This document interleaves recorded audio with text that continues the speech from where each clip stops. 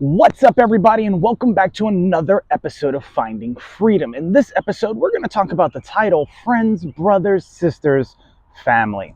Now, there may be some entrepreneurs out there, no knocking on Cody Sanchez because she is married to a Navy SEAL, but when they say things like, oh, those who call each other family make less money, well, let's talk about it, right? Because what is money, right? What's valuable in life? Would you rather have a lot of money and live a life of solitude and, singularity and by yourself, so on and so forth? Or would you rather have value in your life, surrounded by people who care about you, who you can have great times with, spend money on experiences with, and live a beautiful life? Now, one of the things I learned in the military, if you haven't noticed my hat here, simplified to all the Marines out there, so on and so forth. But, one of the things I learned is that blood doesn't necessarily make you family. Now, growing up in New York City and in certain places, such as, California, Virginia, so on and so forth, and other places that I visited, there's a lot of people who are friends that call each other things like cousin, or that's your auntie, so on and so forth, or that's your uncle, or whatever, or hey uncle, what's up, what's going on? You hear Snoop Dogg say this, right?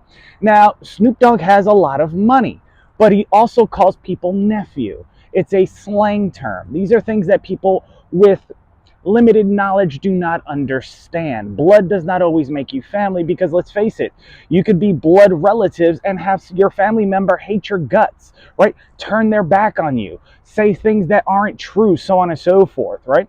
So when I was in the military, I made a lot of friends and we called each other brothers and sisters, just like the way Simon Sinek dictates how when he experienced the military, they called each other brothers and sisters. Now, what happens as you grow up or as you age or go through time, so on and so forth, spending more time with each other, you become like a family, so on and so forth. Anybody who served in the military will understand this, right? You have your brothers and your sisters, whether they're male or female, right? And then, of course, you become a family. That's called family day, so on and so forth, right? Now, just because you're not blood related doesn't mean they can't be considered family. Why? Because they don't share a last name. What happens if your sister gets married? Well, then she changes her last name. Or if your brother gets married, so on and so forth. Somebody changes their last name, so on and so forth, right? But what's the importance of family when you're pursuing freedom? See, Warren Buffett once said that it's not your net worth that makes you wealthy, it is your network. Now, if you don't have a network, i.e. a family to lean on, so on and so forth, how are you ever going to achieve things in life? Because let's face it, as you're pursuing freedom, as you're pursuing a degree, as you're pursuing other things in life, maybe you have kids and you want to go to school, so on and so forth. You need somebody to watch the kids. You can hire a babysitter, or you could get your sister, cousin, so on and so forth to help you out, right? Or a friend that is like a sister or brother to help you out, so on and so forth. Let's say somebody that is well versed in, certain medical areas, so on and so forth, right? I had a ex-fiance that had a best friend that was a medical doctor. They were like sisters, so on and so forth, right? And because they were like sisters, they helped each other out. One helped out with real estate, the other one helped out with medical stuff. So when someone got sick, they called them up. Hey, what's going on? I have this, and this. What should I do? What should I take? And that increased the efficiency of time and getting a response back to the answers in which they were pursuing, right? Because let's face it, if you don't have that network, well, then you have to make an appointment and then you have to wait to see the doctor. And by the time you see the doctor, the symptoms get worse and worse, so on and so forth. And then you see the doctor and now you have to take medication, and then the medication takes forever to work, when you could have just nipped it in the butt in the beginning because you had a network or a family, so on and so forth.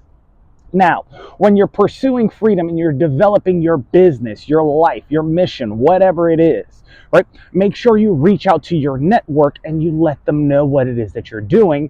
See if they're interested. Ask them if they want to help out or not. Maybe you have a podcast. Maybe you have a product business. Maybe you have a service-based business, so on and so forth, right?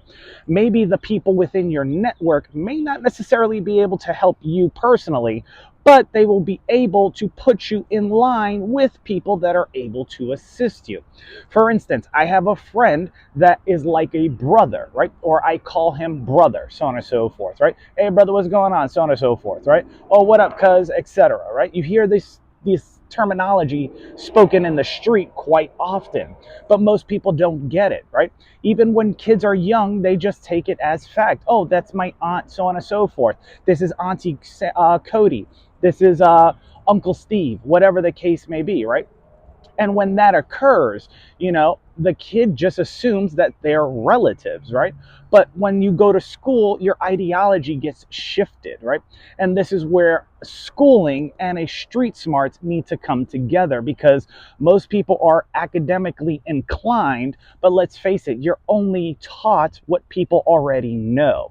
And the reason why you go to school is to learn something from a teacher that was taught by somebody else, to put you in a mindset to understand certain things. But when you get out into the real world, you might not understand everything. I'll give you another example. When my sister was younger and we were growing up in New York City, right? We saw graffiti on the wall, and it was phenomenal graffiti. I was a b-boy. I used to do graffiti, breakdance, jump into ciphers, all that fun stuff, right? Now, my sister, who eventually ended up getting her degree in art, so on and so forth, and getting her master's, congratulations for her. When she was younger, she really did say this, and I'll never forget it. She turned to my mother and goes, the people that do that artwork, so on and so forth, they're great artists, so on and so forth. And I chuckled a little bit, because the definition of an artist is normally someone that went to school or who was traditionally trained. My sister understood at a young age that you did not have to go to school in order to be declared a great artist. How many of you have heard of Banksy? Banksy is a phenomenal street artist whose artwork actually blew up thanks to urban culture and everything else, and the family that supported him, right? Because of the movement that he started with his artwork, right? Now, let's talk about other things, right? When you talk about religion and things like that, they call each other brothers and sisters, so on and so forth. Oh, hey, brother, how's it going? So on and so forth, etc., blah, blah, blah. Oh, hey, sister, how's it going? Right? And you would say that to a priest, a nun, so on and so forth, etc. Why is that? Well, because eventually over time, it doesn't matter if you're blood related, but psychologically, if those people were there for you, never betrayed you, maybe made some mistakes, and you've chosen to forgive them, or they forgave you, so on and so forth, you start to fight and bicker like brother and sisters do, right? And it's the same thing with everything else. In the military, we fight, nitpick, and make fun of each other. Even the branches do it. You got the Marines, the Army, the Navy, the Coast Guard, Air Force, Space Force, so on and so forth. And we all bicker, so on and so forth, and fight with each other like brothers and sisters. But does that mean that we make less money in life? No. Does it mean that we're unsuccessful in life? No, because last time I checked, in order to build a great business, you need to have a great team. And what is a team but a network of individuals that chose to do and work on the same project together in order to achieve something great? So if you are pursuing freedom, or are you moving through life without a family or without a network, right? Which a network could be a family, so on and so forth, right?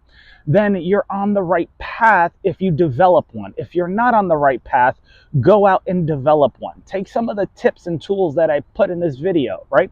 Go out, reach out to people that you call friends, that you call brother, that you call sister, that you call cousin, that you call auntie, so on and so forth. Let them know your idea. Spread it amongst the masses and see if they can either help you or support you in some type of way, whether that is putting you in line with somebody that can assist you, or maybe you are trying to film content and they could just simply watch your video, hit the like button, so on and so forth, maybe subscribe, so on and so forth, so that it tells the algorithm to put the video in front of more people. You hear a lot of influencers say this to their audience, but have they even reached out to their family, or i.e. their network?